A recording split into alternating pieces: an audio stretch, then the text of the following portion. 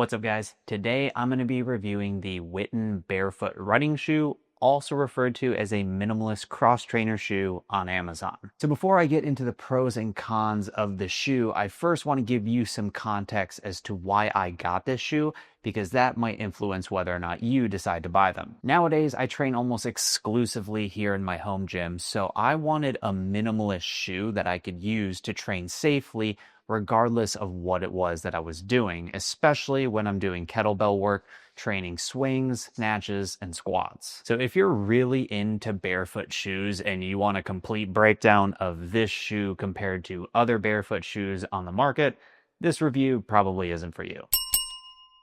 So my first pro of the Whitin Barefoot shoe is actually what kept me from buying them for the longest time. These shoes are about half the price of other barefoot shoes on the market, and that led to some skepticism and concern on my part because I wondered, is the cheaper price going to reflect the quality, and will I just regret making this decision? I got them on Amazon for $45, but at the time of recording this, they're actually on sale for $5 cheaper, so you can get them for as cheap as $40. But so far, after 5 months of using these every day that I train, I am very happy with these shoes. In fact, I love these shoes so much that I bought a second pair in a different color for more casual wear outside of the gym. My second pro is the comfort. Like I said, I don't have a lot of experience with other barefoot shoes, so I don't have much to compare them to, but just based on other shoes that I have, I would rate these shoes as extremely comfortable. I was very surprised when I got them in the mail, took them out of the box, and put them on for the first time, because my immediate thought was,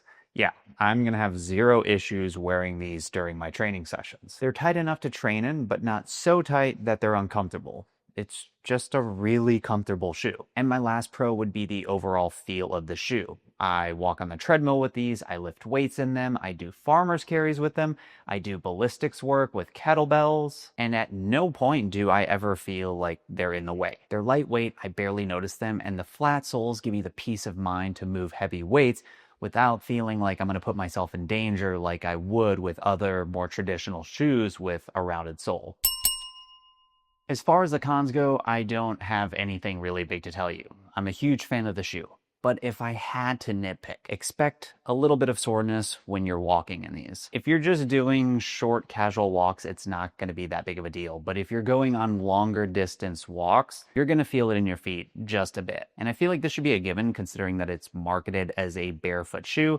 But I just wanted to call it out because I have gone on some longer walks, and over time, you do start to feel it. It does start to add up. It's not so uncomfortable that I'm dying, but you are more in touch with the ground, so you are going to feel the ground more when you're walking longer distances than you would with something like this, which is the Flux Adapt Runner. Probably one of the most comfortable shoes I've ever owned.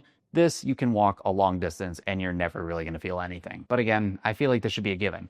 This has more padding between you and the ground than something like the Whitin shoe, which is marketed as a barefoot shoe. But when I'm working out and just using these to lift weights, it's a complete non-issue. And the other nitpick, which really only applies to the white version of the Whitin shoes, is that these are blindingly white when you first get them. I did one set of Turkish get-ups on this stall mat, and that was all it needed to get all these black scuff marks on it. Not that big of an issue for me. I don't really care. This is a lifting shoe. That's what I bought it for. But if you're buying these with the intention of keeping them clean, just be warned, it might be a little hard to do that.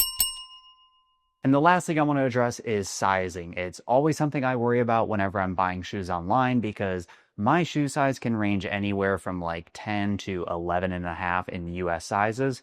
So when I'm buying a shoe, I really don't always know what to get because that size and a half can make a pretty big difference. My usual safe bet is a size 11. That's actually what Amazon recommended me based on other purchases that other Amazon customers have made.